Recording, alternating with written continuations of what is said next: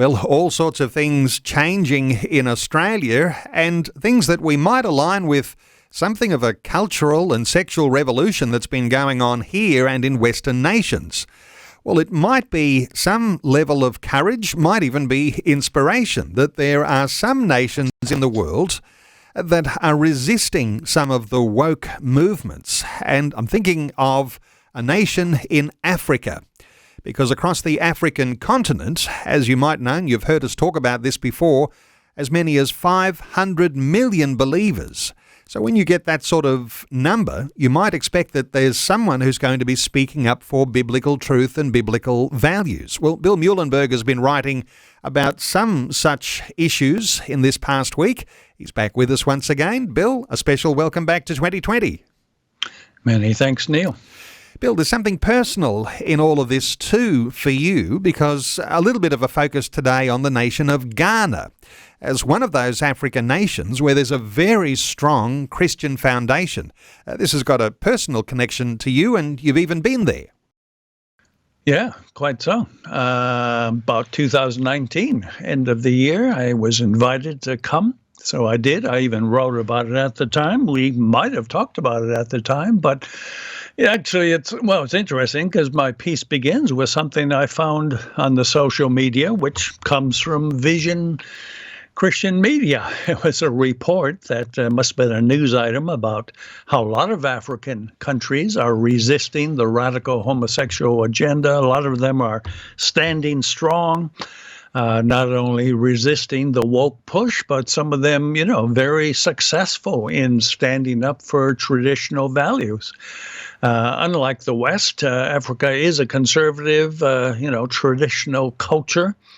And even though it may not all be Christian, as you say, a lot of Christians there. You got Muslims there as well, tribal religious groups as well, but all of them are not what you would call a secular left. They're not woke.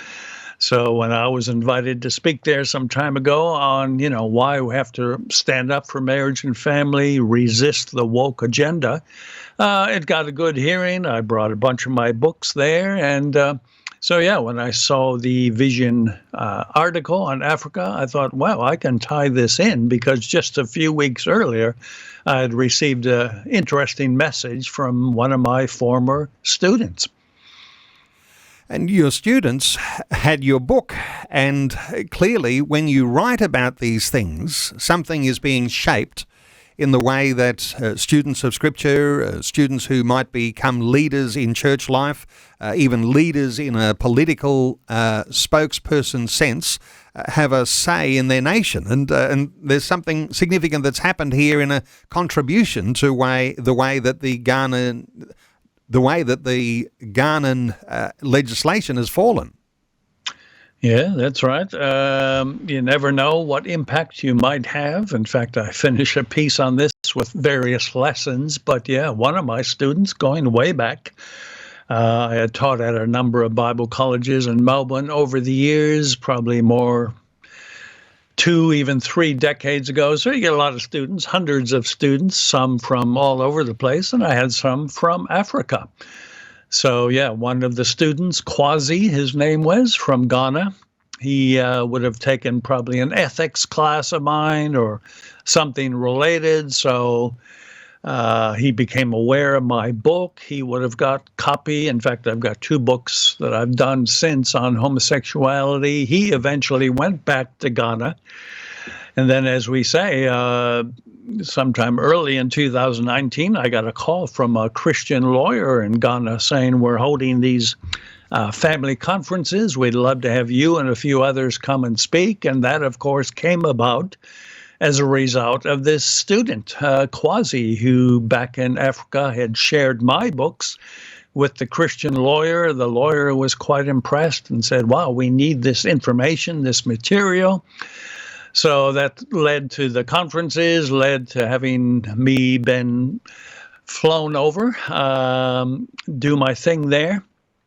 Mind you, at my own expense. They're a poor country, so I was happy to, they couldn't afford to pay everybody, but I was happy to do it, including giving them a whole bunch of copies of my books. And then, just a few weeks ago, my friend Kwasi from Ghana sent me this short little message. Bill, I hope you're doing well. Wednesday, July 5th was a great day in the history of Ghana. All 275 MPs voted in support of this anti-homosexuality bill. I want to say that your seminal books, Dangerous Relations and Strained Relations, gave us the scientific evidence we needed to stand against this and to help us in the preparation of this bill. May God bless you, Bill. Bless you, Bill, and your children and your children's children. May heaven remember your apologetic work in the kingdom. So, short, sweet message. It came out of the blue a few weeks ago saying, wow, thanks to in part what you've done. We've had a big win in the parliament in Ghana. Imagine all 275 MPs. That's a pretty unanimous vote. And I think, well, again, here's a student, 20, 25 years ago, kind of lost tabs on where he was at for a while. Wrote this book. What you always wonder is, are these books doing any good? You do podcasts, you do interviews, you write articles, and you always think, is this really achieving much? Well, looks like in this case it had some impact, at least in one African nation. So good to know God can make use of our humble attempts. What we seek to do for him can have a real payoff in this world. So that might be an encouragement to others. And you wrote those books some years ago now, but the content of books like that, when you write about things from a biblical foundation, well, they don't change. So the content of books, even though they might have been written now some years ago, are still just as relevant because God's word is not changing. So you've got something of a timelessness in the way you write about those things. Yeah, that's right. Some of the data or the stats, facts and figures could be updated, right? Is there a gay gene? Are people really born that way? Can homosexuals change? All these issues I looked at in quite a bit of detail with hundreds and hundreds of footnotes, very well documented in both books. That remains the same. Sure, you can update some of the numbers, but as you say, the biblical principles, which I look at as well in my books, those don't change. God's plans for human sexuality, marriage and family, those have never changed, obviously, in spite of a changing culture that wants to war against Christian values and even other values. They are unchanging. So, yeah, we can use stuff we may have even penned long ago. And, even an African nation can make use of the kind of things found in a book like that and use it for good. I mean, obviously, the West is putting so much pressure on, for good or ill, Africa, Asia, Latin America, mostly to push agendas. So the West is really trying to have that impact. So why don't we, Western Christians, also try to have an impact for good? And no doubt the Ghana experience, and as you say, a unanimous, almost 100%, I think you're indicating, a vote to hold to a more traditional view of marriage and around all of these issues to do with homosexuality. There's a lot of other nations that will no doubt be looking at Ghana. So a lot of those nations are looking at these questions right now. Yeah, no, absolutely. And the first piece I quote from the Vision article actually talks about that very thing. I think it said 26 nations have been holding the line in Africa so far, big ones, Nigeria, Uganda, and they also mention Ghana.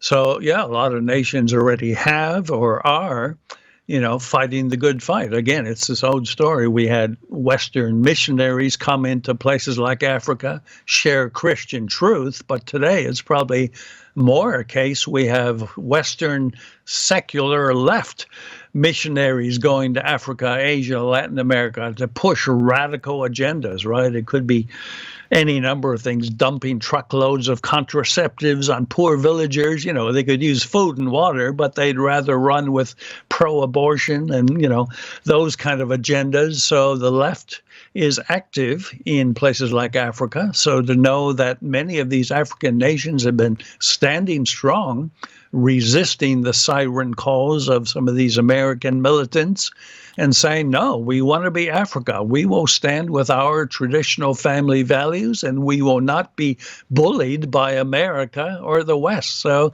well done. I think they're doing a very good job. Bill, is there encouragement, even inspiration, even though in our own backyard things are changing, and we describe that as a sexual revolution, that there are nations like those in Africa that are able to stand strong because activists here have had the ear of the media and of politicians, and there has been dramatic change. Is there some inspiration that there might be a turnaround for a traditional marriage? Yeah. Well, again, it's like it's gone full circle, as I'm trying to imply here. In the West, in Europe, America, England, Australia, we took the gospel to the rest of the developing world. And had various levels of success. In the meantime, the West has gone very full tilt secular, right? Europe is the most secular continent on earth. Australia is not far behind. America getting that way. So we are going back to our, old pagan roots, hate to say it. And yet in the developing world, there's a huge growing church. And as we've also discussed here before, often missionaries from Africa, Asia, Latin America are coming back to Europe, Australia, America, and so on, bringing the gospel, re-evangelizing the West. So, I guess you could say payback, if you will, returning the favor. We first brought the gospel there. Now they're doing it to us. So, yeah, we can take heart. God always leaves himself with a light, with a witness. If the West is going to go full tilt pagan, which it seems to be, well, God is still at work in Africa, Asia, and so on. And he can raise up new light, new salt to have a difference on the earth and bringing them even from, deepest, darkest Africa, as we used to refer to it. Well, Bill, big pat on the back for you. And it's not just a little role you play. All of those hours spent writing and researching for that book, certainly you can draw a connection there, that there's been a tremendous support for people who are making an argument for a biblical way of seeing family and sexuality. And, of course, there are big challenges all around the world around these issues, and there's something there that we might be inspired by the thought that there is such growth of the Christian church in the nations of Africa, that they are now actually sending missionaries out to do their own evangelism and mission work around the world. That's another wonderful takeaway from a conversation like this. Bill, just to mention those two books, in case listeners want to get a hold of them, what's so special about those books? Dangerous Relations and Strained Relations.